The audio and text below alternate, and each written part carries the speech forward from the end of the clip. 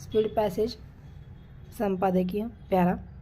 प्रत्येकाचा जन्म एखादे जीवित कार्य करण्यासाठी होतो. काही जणांना आपले जीवित कार्य सापडते, काही जणांना आयुष्यभर सापडत नाही. प्रॉबी कॉटली या इंग्रज इंजिनियरला आपले जीवित कार्य भारतात सापडले.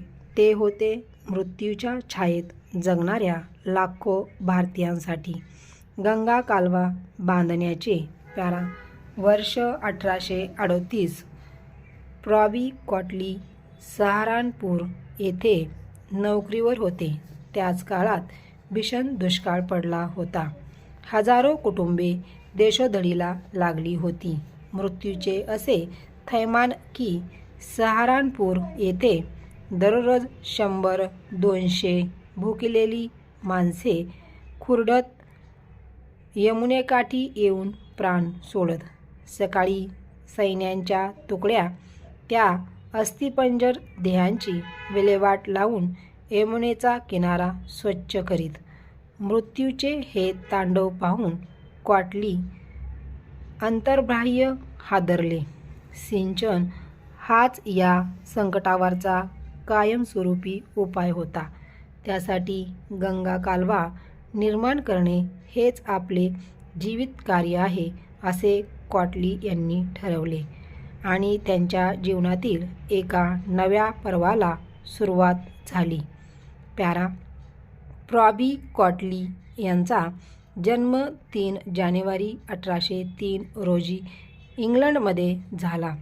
इंग्लंडमध्येच शिक्षण घेऊन ते 1819 मध्ये सेकंड लेफ्टनंट म्हणून ईस्ट इंडिया कंपनीच्या बंगाल आर्टिलरी प्रविष्ट झाले.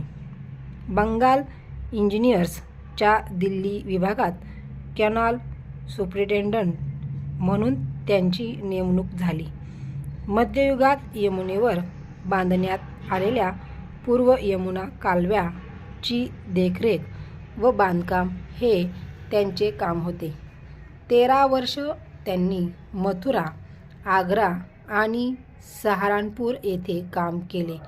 त्या काळात येथे वारसा प्रश्नावरून ईस्ट इंडिया कंपनी आणि संस्थानिक यांच्यातील संघर्ष विकोपाला गेला होता. त्याच वेळी कॉटली मात्र दुष्काळावर मात करण्यासाठी गंगा कालव्याचा विचार करीत होते.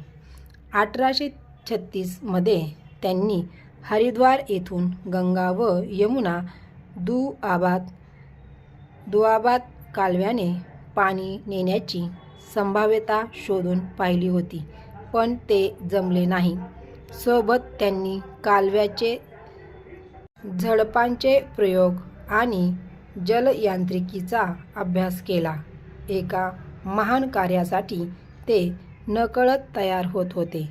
त्याच काळात वर उल्लेखलेला 1837-38 चा भीषण दुष्काळ पडला.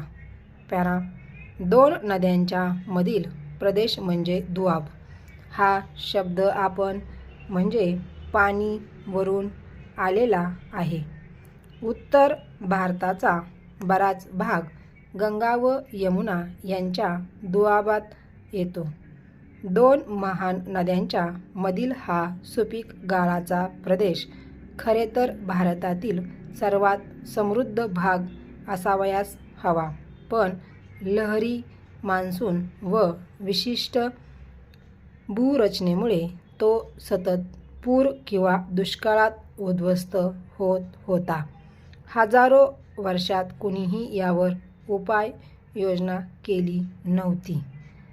1355 मध्ये फिरोजशाह तुघलकाच्या काळात यमुनेवर एक कालवा बांधण्यात आला होता, पण त्याच्यातून होणारे सिंचन मर्यादित असून त्याचा दुआबात काही उपयोग नव्हता.